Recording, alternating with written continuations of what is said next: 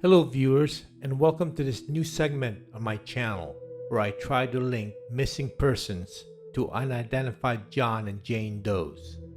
To begin, thanks to the Doe Network and Othram Labs, there has been an increasing amount of John and Jane Does that are getting their names back. With advances in DNA technology and intelligent detective work, we now know who they are, their history, and sometimes we find their killers. But sadly, there is a Jane Doe that still hasn't been identified since she was found on the side of a Mississippi road in early 1985. She is widely known as the DeSoto County Jane Doe or the Olive Branch Jane Doe. I did a video on her a year ago where I went to the location where she was found and her final resting place. I suggest you see that video first before moving ahead to this video. The link is below. This Jane Doe has haunted me for some time. She has a distinct look, and it's perplexing that nobody has claimed her as their loved one, or even recognized her as their friend or acquaintance. So in true crime fashion, I'm going to attempt to show you two missing individuals that I found on WebSleuth that match the description and likeness of the DeSoto County Jane Doe. The first is Kacy Docherty, and this one is really far-fetched because she went missing in Australia, but the resemblance is pretty strong. On July 27, 1979, 15-year-old Kacy Docherty left her home in Warilla, New South Wales, Australia, to meet her friend Toni Cavangh at her home. They left together at 7:30 p.m. to see a movie with relatives, but in actuality, they hitchhiked to attend a disco in Wollongong, which was 13 miles north. It is not known if they ever made it there. They were both reported missing on July 29th, and a week later, their families received letters from Kay and Toni posted from the King's Cross area saying they were staying with friends and would be home soon.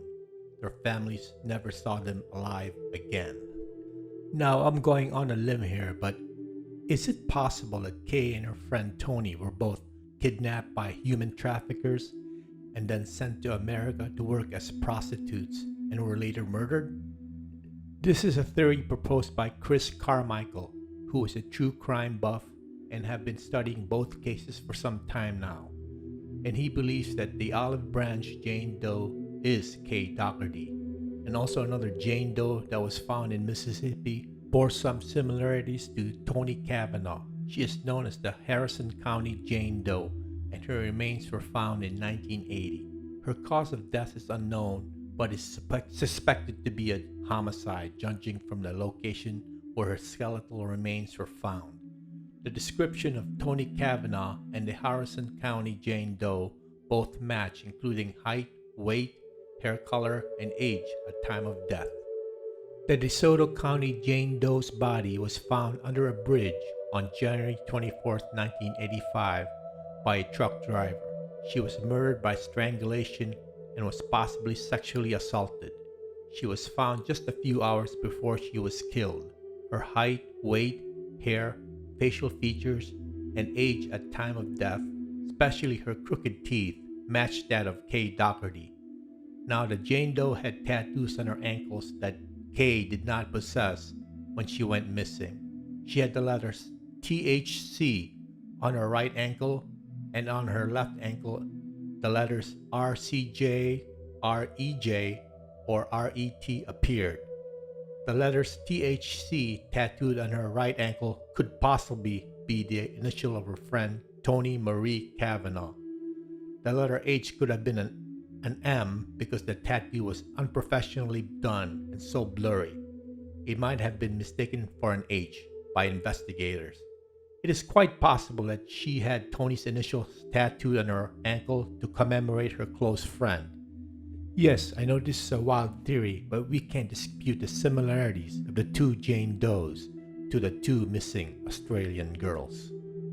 Moving on to the next possible identity of the Olive Branch Jane Doe, and that is Brenda Cecilia Crowley, and this is her picture at age 9 compared to the composite of the Jane Doe. And here is the side pose of her at 15 compared to a side pic of the Jane Doe. As you can see, the facial similarities are uncanny. Brenda Crowley was just 16 years old when she was reported missing on February 1st, 1980 from Staten Island, New York. Brenda's life was a sad one. Her mother and stepfather were both alcoholics and abusive to Brenda and her 7 siblings, of whom had different fathers that wanted nothing to do with them. Brenda's siblings often ran away from home but always returned. It was Brenda that never came back. Brenda was a special education student at Curtis High School in Staten Island. She was expelled when she stopped attending. Authorities have speculated that Brenda ran away from home to escape the abuse that she got from her parents. Brenda's mother, Teresa Helen Crowley, was strangled to death by a male acquaintance in 1981, a year after her daughter disappeared. Their home burned down sometime after 1980. Years later, a tip came in that she may have been murdered by a family member, and her body was buried in a relative's backyard in Long Island. The area was dug up by police, but only found the remains of a dog. Brenda's body has never been found, and her whereabouts are unknown. The DeSoto County Jane Doe could very well be Brenda Crowley, judging from the closeness of her facial features. Both had reddish hair, similar eyes and nose, and just like Kacy Docherty, the teeth are a close match.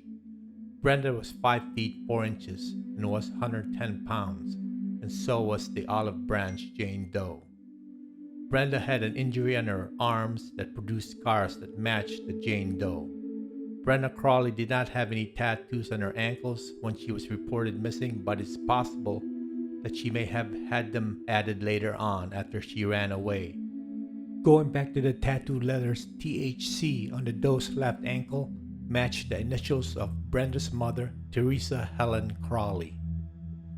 It was also noted that the Jane Doe was a heavy smoker who bit her fingernails frequently and was a nervous person, according to the autopsy. Both Brenda and Kay have had traumatic lives going through what they did. It's not a surprise that the Jane Doe developed these habits at the end of her life. She's definitely not a local because she would have been identified already. And I would say most does that have been identified live far away from where they were found.